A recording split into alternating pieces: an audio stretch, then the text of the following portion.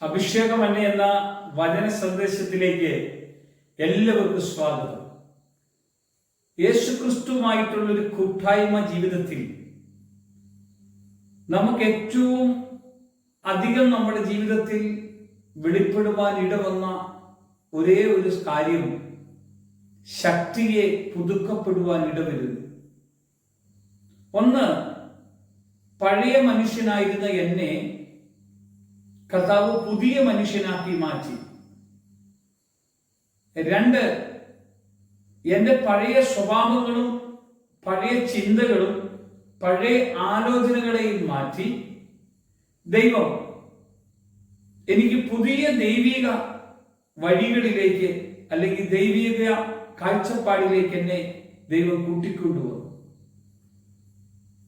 നേരം ദൈവത്തോടു കൂടെ ഇരിക്കുമ്പോൾ മാത്രമേ നമുക്ക് നമ്മുടെ ശക്തി പുതുക്കപ്പെടുവാൻ കഴിയത്തുള്ളൂ. ഒരു കഴുകൻ അവന്റെ ശക്തിയെ പുതുക്കുന്നതിന്റെ ഒരു പ്രത്യേകത പറയാം. കഴുകന്റെ ചിറക് എല്ലാം കുത്തിപ്പറിച്ച് കളഞ്ഞ് അതിന്റെ നഖങ്ങളും അതിന്റെ ശരീരത്തിലുള്ള ഇതെല്ലാം കുത്തിപ്പറിച്ച് കളഞ്ഞിട്ട് അതിങ്ങനെ പുതിയ ചിറകിന് വേണ്ടി കാത്തിരിക്കും.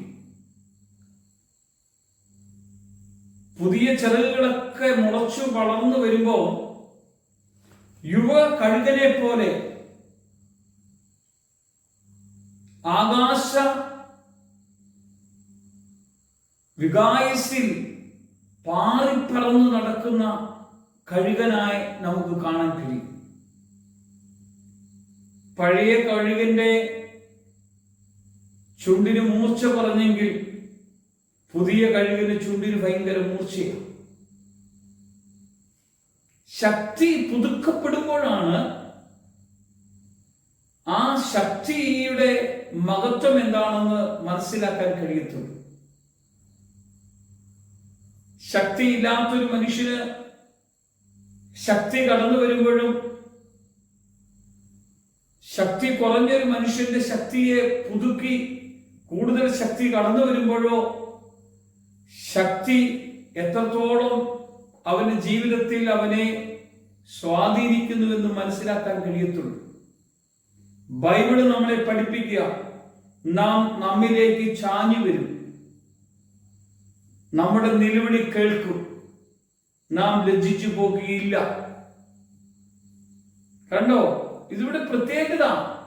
നമ്മൾ ദൈവത്തിലേക്ക് ചാഞ്ഞു വരണം, നമ്മുടെ നിലവിളി ദൈവം കേൾക്കും, നമ്മളാരും ലജ്ജിച്ചു പോകുകയില്ല. ശക്തിയെ പുതുക്കുന്നവരാരും ലജ്ജിച്ചു പോകത്തില്ലെന്ന് പൗലോസ് എന്ന മനുഷ്യൻ ദൈവസഭയെ പീഡിപ്പിച്ചു നടന്നപ്പോ അവന് ദൈവത്തിൽ നിന്നൊരു ശക്തിയില്ലായിരുന്നു, അധികാരികളിൽ നിന്നുള്ള അധികാര ബലം ഉണ്ടായിരുന്നു അവന്. അതുകൊണ്ട് അവനൊന്നും അധികമൊന്നും ചെയ്യാൻ പറ്റിയില്ല. കുറച്ചുപേരെ കൊല്ലുവാനും തടവിലാക്കാനോ കഴിഞ്ഞുള്ളൂ. ദൈവത്തിന്റെ ശക്തി അവന്റെ മേലേക്ക് വന്നപ്പോ അവൻ രാജകൊട്ടാരത്തിലേക്ക് കടന്നിരുന്നു. അവൻ അധികാരികളുടെ അടുക്കിലേക്ക് കടന്നിരുന്നു. ഞാൻ ഇന്നലെ വരെയും തള്ളിപ്പറഞ്ഞ നാമം ഇന്ന് എനിക്ക് ശക്തിയായി മാറിയിരിക്കുന്നു. ഈ നാമം പറയുന്നിടത്ത് ദൈവത്തിന്റെ ശക്തി വെളിപ്പെട്ടു വരും. വേദനിച്ചു നിൽക്കുന്ന ഒരു മനുഷ്യൻ യേശുവിന്റെ നാമം പറഞ്ഞപ്പോൾ അവന്റെ വേദന മാറുന്നത് എങ്ങനെയാ? ദൈവത്തിന്റെ ശക്തി അവന്റെ മേലേക്ക് കടന്നു വരുമ്പോഴാണ്. കോമ സ്റ്റേജിൽ ആക്സിഡന്റ് ആയി കിടന്ന ഒരാൾക്ക് വേണ്ടി പ്രാർത്ഥിച്ചപ്പോ 1 വർഷമായി കോമ സ്റ്റേജിൽ പ്രാർത്ഥിച്ചുകൊണ്ടിരിക്കുമ്പോൾ ദൈവത്തിന്റെ ശക്തി ആ ശരീരത്തിലേക്ക് ഇറങ്ങി വരുവാനും ദൈവം ആ ശരീരത്തിൽ പ്രവർത്തിക്കുവാനും എഴുന്നേറ്റ് നടക്കാൻ കഴിയാത്ത ആൾക്ക് കാലുകൾക്കും കൈകൾക്കും ശരീരത്തിനും ബലം കിട്ടുവാനും ദൈവത്തിന്റെ ശക്തി 38 വർഷക്കാലം തളർന്ന് കിടന്ന മനുഷ്യനെ എഴുന്നേൽപ്പിച്ച് നടത്തുന്നതാണ് ദൈവശക്തി. കാറ്റും കടലിനെയും ശാസിച്ച് വലിയ പ്രത്യാശ വരുത്തുന്ന അല്ലെങ്കിൽ പ്രശാന്തത വരുത്തുന്നതാണ് ദൈവശക്തി. കടലിന് മീതെ യേശു കർത്താവ് നടന്നത് കണ്ട് പത്രോസിനെ വിളിച്ച് കടലിൽ ഇറക്കി നടത്തുന്നതാണ് ദൈവശക്തി.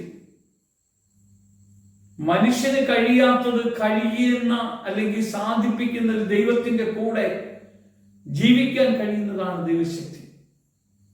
ഇത് നമ്മുടെ ജീവിതത്തിൽ പുതുക്കപ്പെടണം, പണിയപ്പെടണം, നിറയപ്പെടണം, നടത്തപ്പെടണം.